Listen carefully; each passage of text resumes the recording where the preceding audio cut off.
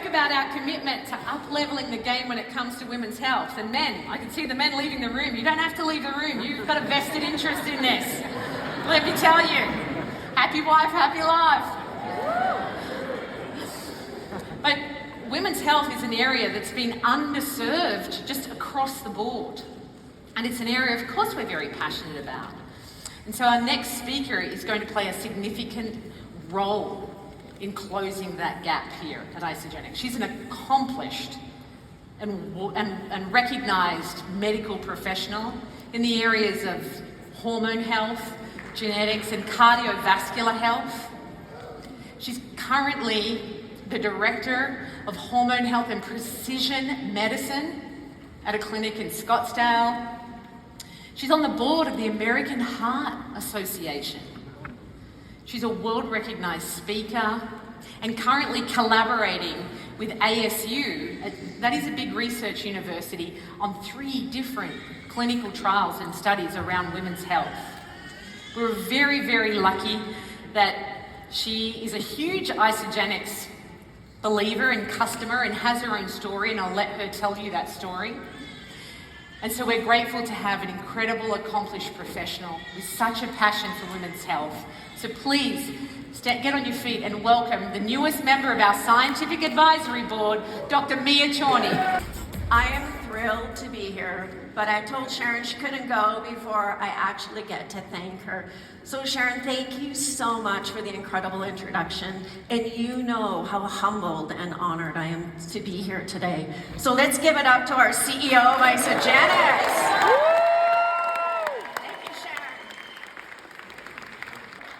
All right, let's get started. And so I have to do a disclosure, of course, make sure I don't say anything that I shouldn't, but I am gonna give you the goods today, all right? So I would encourage you all, do you have your pen and paper out? I'm gonna fire hose you with a bunch of information, which is really going to empower you to build your business. How many of you in the room are women and excited to hear about this today?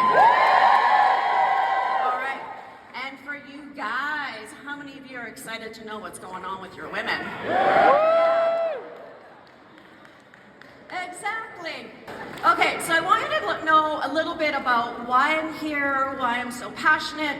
So I have actually 35 years of healthcare experience. I've worked in the American field, I've worked in the Canadian field, and my passion has been women's cardiology, specialized in cardiovascular genetics, and then became board certified in menopause. And I did that because all of my patients that were presenting were in menopause. But what I want you to know is that I was trained to look for disease. Healthcare is very illness-based. Come on, get sick, we write you a prescription, we send you on your way. Would you guys all agree? Yeah. And we're doing it all wrong, right? Yeah. So I started noticing that we needed to focus more on prevention. So I became very passionate to be an advocate and get out there and speak and volunteer and belong to organizations. And what I saw, and I'm seeing these women every single day, day in and day out, day in, day out, suffering with healthcare conditions.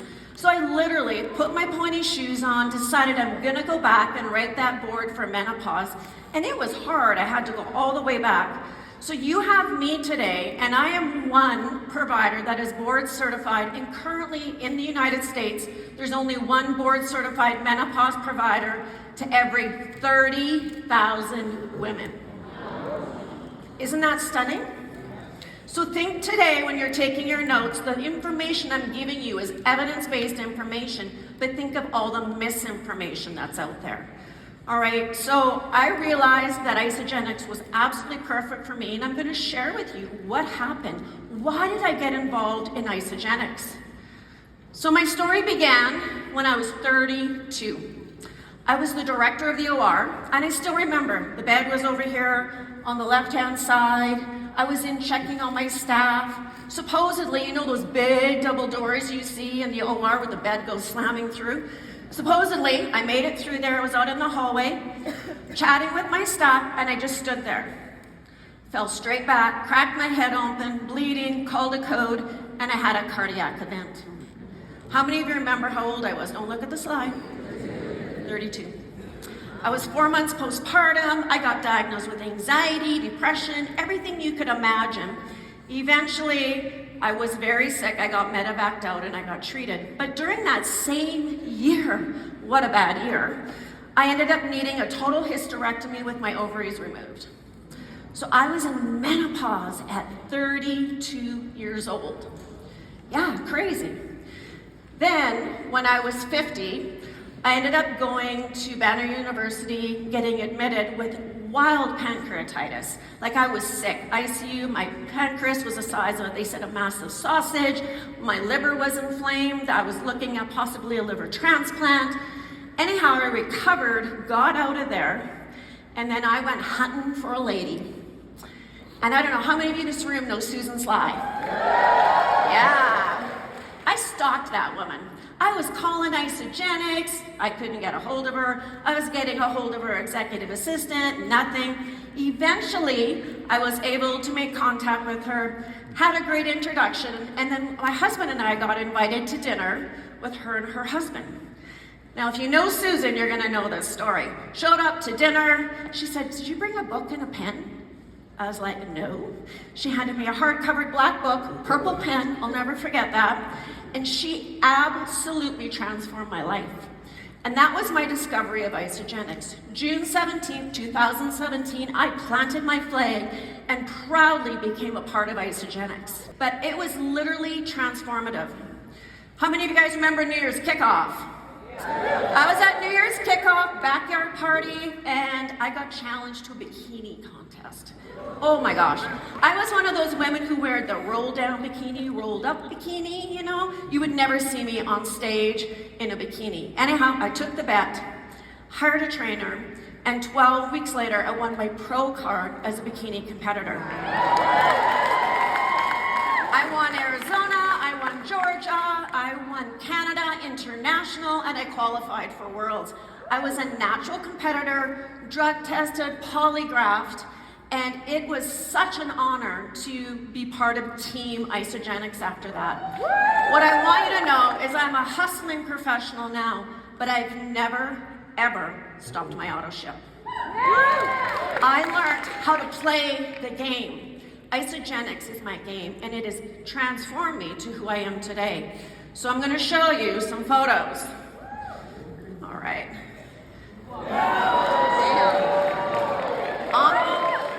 On the left is me, 2015, that is my grandson, okay? And you can see they called me the skinny fat girl. I had more cellulite on the back of my butt and the back of my legs than the moon, all right? But I learned through the system and regular exercise and moving my body. 2018, that was me after meeting Susan. You can see the amount of weight I lost, and that is me, 53 years old, on stage as a pro competitor, busting a move, representing Isagenix. Thank you. So ladies in the room, you can do it no matter how old you are. I am 58 years old today and very proud mother, grandmother, wife. All right, so let's give it up to Isagenix. I really want to edify them. This is important to me because I live this every day, and I want to applaud them for taking the lead here on women's health, getting someone up here to speak, to educate you, to empower you. This is where the movement needs to be. Women's health care is not a fad. It is real. We are 51% of the global population. 51. And I really get annoyed when they tell me, the aortic size is this, and it's the man's size. No, it's the woman's that we should be basing things on. But together with Isagenix and what we are doing together, we are going to actually move the market for all of us and set the standard, and I love that. So let's talk a little bit about why we're in a crisis in women's health.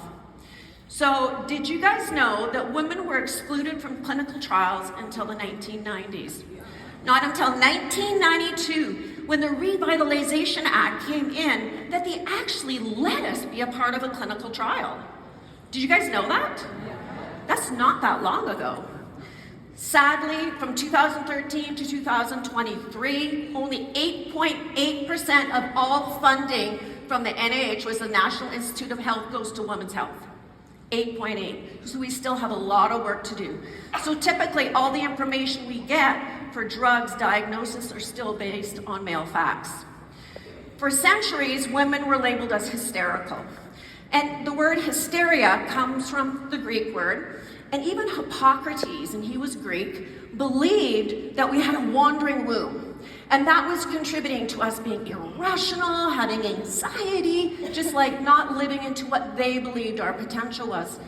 In the 19th and 20th century, they started doing hysterectomies because they felt that if they removed our uterus, we would calm down. Yeah. How many of you are annoyed at that situation?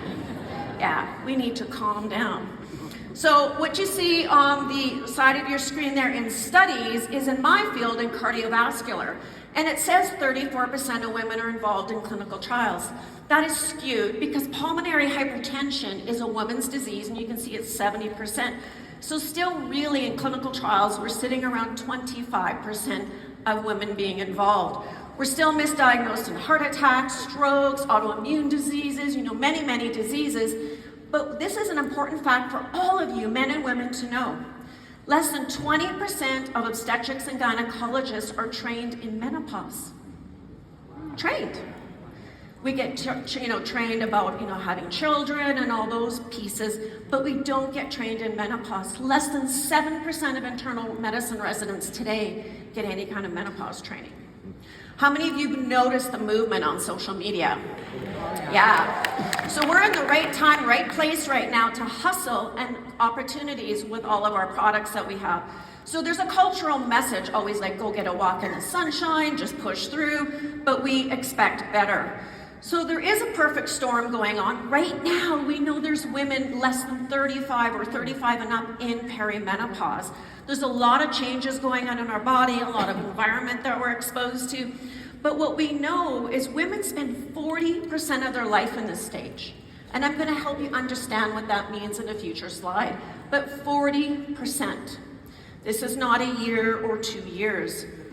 And so typically women in this stage, they're trying to up their career, and they've probably got aging parents, maybe they're going through relationship changes. And most importantly, statement of this is the highlight time of your life that you must take charge of your health. Absolutely. Too often we dismiss this stage, but this is critical. You need quality of life, not quantity of life. And so you must pay attention to what is going on in your body and how you're treating your body. So what we're going to move on is I want to talk a little bit about some stages of women's health. And so make sure you got your pens out, because literally you're going to need your pens and paper. So menarche, for men in the room, that means the time that a woman has her first period. And the average age for a woman is age 12. But we're seeing women at age 9 and 10 starting their period. How many of you in the room know someone, a young woman who had their period very young? Well, we know that's not a good thing. And why is that happening? Anybody in the room know why that's happening? Food, yes, thank you. Exposure to hormones, food, right? So these women are starting their period earlier, but we know that increases the risk of cardiovascular disease, metabolic disease, hypertension, and so we really want to pay attention to that. And so I ask every woman who comes in for a consult, when did you start your first period? And they're kind of like, isn't she cardiology? Isn't she genetics? Like, this is really odd. And I ask every woman, when did you start menopause? So we know in a study, it's called the Y study, it was 20 years, that women have an increased risk of having a major cardiovascular event if they started their period early. And that, look at that, 1 in 3 women will have non-obstructive cardiovascular disease. So they're gonna have heart problems, not blockages, but very serious. The next thing I need you to understand is premature estrogen loss. It's very common, and that means a woman is losing her estrogen really before she should. The average age of menopause is 50.6, okay? But it's an abrupt loss, and it can come from surgery. Like me, I had my ovaries out at 32. It can come from chemopause. So 5 million women in the United States are breast cancer survivors. So think of that. All those women who went into chemopause. Other things like premature ovarian failure, PCOS, things can contribute. But what we know is early menopause massively increases your risk for cardiovascular disease, and we really, really want to pay attention to that. So ACC is American College of Cardiology, AHA is American Heart Association, and they actually have scientific statements saying that if a woman had premature menopause, she's post-menopause, had high blood pressure during pregnancy, massive increase for cardiovascular disease, and these women should be getting coronary artery calcium scores, statin therapy, or if it's appropriate, we really want to monitor them close because we know their risk is massive. So this is a slide I really wanted to talk about, and you can see in the slide when I said 40% of your life. So when we have menopause, that is strictly 1 day of your life, that term. It's just misled to most of us. But we have this period where we are born, then we become childbearing years, and then our estrogen starts to wax and wane and go all over the place. Things start happening, we're not sure what's happening, and then we go through that total depletion. Really important for you to know when we're looking at women every day struggling, that there is 6,000 women every day entering menopause just in the United States. 6,000 women a day, 1.3 million. Less than 19% of women get a diagnosis. How shocking is that? They literally, so that's 80% of women come in with incredible symptoms, unmet needs, and they're not treated.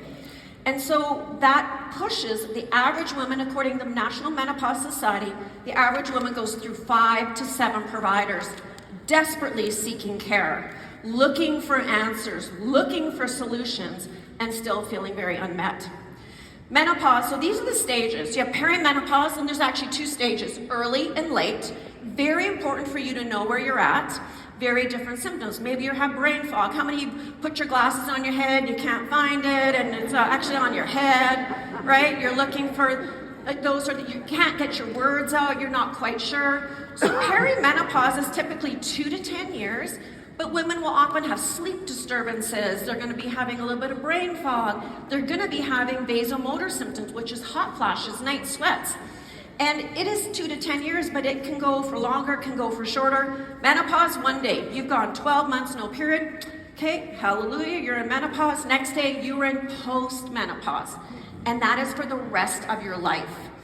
And the stages in there are early and late, and they're really, really important as well to know what stage are you in. Are you in early post-menopause or late? Because the symptoms will come.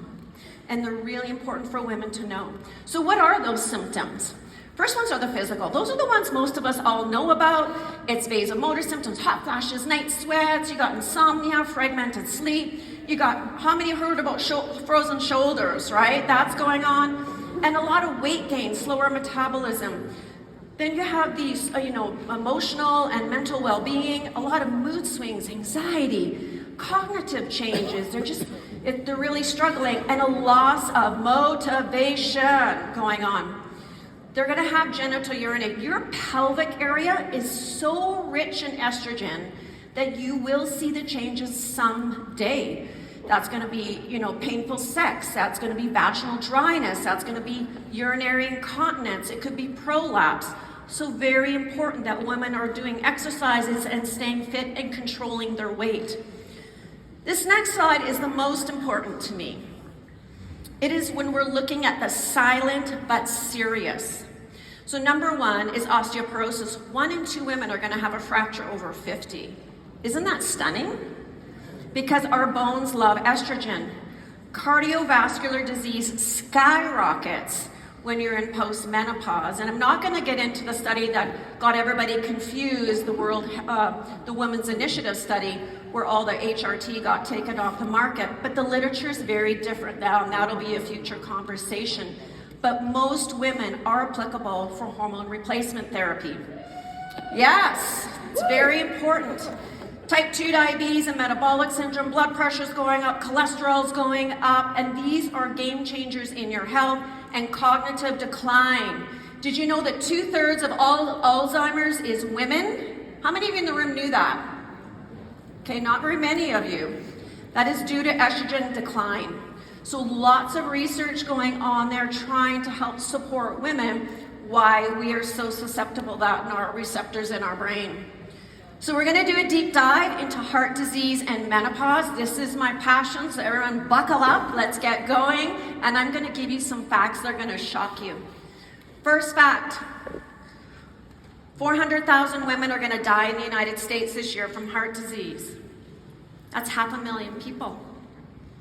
What really pushes me to do what I do every day is one woman drops dead every 80 seconds in the United States from heart disease. Every 80 seconds. Just imagine. Did you know women get less CPR quicker than men? When people go down, men look at a woman, they kind of stare at her for a while, but a man, they jump all over it. They're scared to touch them. It's a well-known fact, it's well documented, so please pay attention if you see those women. Heart disease has been the #1 killer of women for over 100 years. We call it the 100-year reign. Did anyone in the room know that? No. So we've not done a good job getting out there and educating our population to let them know this is important. Heart disease is also the leading cause of our maternal population, our pregnant ladies. The United States has the highest death rate for pregnancy of any developed country in the world, folks. Stunning, right? And so we really, really must pay attention, get out there and educate, and these women typically die within 60 days of discharge of having their baby. What we're seeing in the demographics right now is our older populations in the 50s and 60s, and by the way, we're not old, okay, but I'm just gonna use that term. But our younger population, we really need to pay attention to because they don't realize this is a 100-year reign, this is the big killer. They all think it's another disease, which is, what do people all think women die of? Breast cancer, you're right. So let's talk about that. What are the myths and the legends, or the rumors and the truths, whatever we want to call that? So the myth is heart disease is a man's disease, but actually more women die of heart disease than men because they're undiagnosed, mistreated, they get to the cath lab later, all those pieces. But everyone thinks breast cancer is the #1 cause, but all cancers combined for women don't equal the death rate of heart disease. Heart disease, Isagenix, wow, I'm the poster child. They say you're gonna feel chest pain. Women often don't. They come to me and say, I'm just kind of tired, I don't have my mojo, I'm just kind of short of breath. Put them on the treadmill, stress test, ooh, it looks real bad. So very important for you to know that. Doesn't matter what your body habitus is, whether you're thin, thick, tall, short, it's not discretionary. Maybe you have genetics that are really strong contributing. And finally, people always think you're gonna feel something before it happens. 60% of women who die had no previous symptoms. So very important that they're aware of their health. The heat map that you see there, I use this heat map all the time, is the death rate of women from heart disease. If you looked at that heat map 10 years ago, it was just a little bit over on the East Coast. Now I can imagine what's happening. You can see it's moving across. We have California, all kinds of states now that are rapidly getting red. And it's going to continue to get worse because they're telling us our children have a high potential to die before us with all of the things that are going on. So we have a lot of work to do. So right now, 1 in 3 of you have heart disease. That is the current fact.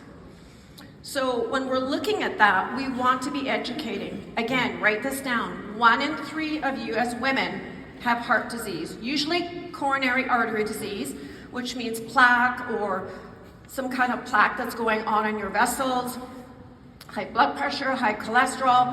But after menopause, those risks markedly escalate. And so we need to be paying attention to that population.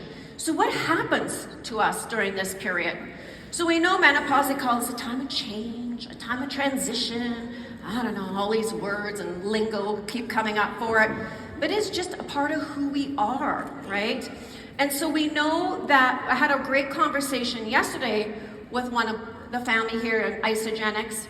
Premature menopause is before the age of 40, early is before the age of 45. So if you know anyone who had menopause at that time, really high risk of cardiovascular disease because your vessels, your body love estrogen and you've lost your estrogen too soon. What happens is when we're losing our sex hormones, how many of you notice fat distribution, right? things start changing. Cholesterol is going up. Your vessels absolutely love the estrogen for their tone and all that elasticity, but we start seeing your bad cholesterol, which is your LDL on there. We'll talk a bit more about that. It's going up. We see that your ApoB, and your ApoB, you should be getting done if you're getting your cholesterol drawn, is the stickiness. I want you to think of sugar, honey, how sticky it is. That's your cholesterol. So we test your ApoB and see how sticky is it, and it goes up in menopause. We know that you start having, changes in your metabolics. But what's really important is let's talk about what's actually happening inside our body, okay? So here we visceral fat. Dr. Paul did an amazing job talking about visceral fat. And I was saying to the team backstage, I should have just put a couple of his slides back in here to highlight, what he was saying about, how many of you remember the tips and the taxes? Yeah. So Dr. Paul is a wizard. I call him, he's a wizard. He's so brilliant. And he was explaining to you our systems and how things like cholesterol was going down, visceral fat was going down. So here I want you to understand what's going on in a woman, why they're going up. So visceral fat does go up. Body distribution starts to change. TG is your triglycerides. It's a blood fat. And triglycerides tend to come from carbohydrates, bread, pasta, rice, potatoes, corn on the cob, alcohol. It's going to go up in menopause. It just starts ticking like a clock. Next is your LDL. And your LDL, I want you to think of L you want low and H you want high, okay? So just use those acronyms. But LDL is your bad cholesterol, and it is the cholesterol that causes heart disease in men and women, okay? It will start going up. Your HDL is your good cholesterol, so we want that high, but when we're going through menopause and our estrogen's going down, your HDL starts ticking down. So you can see that misbalance starts happening.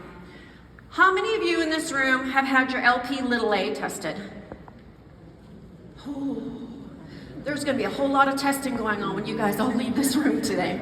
Okay, so let's talk about LP(a). It is a marker in your cholesterol panel, men and women. Next, yearly labs for your cholesterol, you want an LP(a), fairly new on the market in the last 5 years. It is a marker of risk within your cardiovascular panel, in your cholesterol. We only test you once or twice in your life because that doesn't really change, but it helps empower you to make some positive changes in your life. In menopause, it will tick up again, but very, very important. So what are the tests you're going to add on to your cholesterol panel when you go back home? And ApoB, right, okay, make sure you wrote those down. They're going to go, oh, that's fantastic, you're so informed. The other things that start to happen is diabetes, so insulin dysregulation, because it really likes estrogen. Your blood pressure's ticking up. I sat last evening with someone saying blood pressure was going up, and just your whole fight or flight starts getting messed up. So think of this. We need to go back.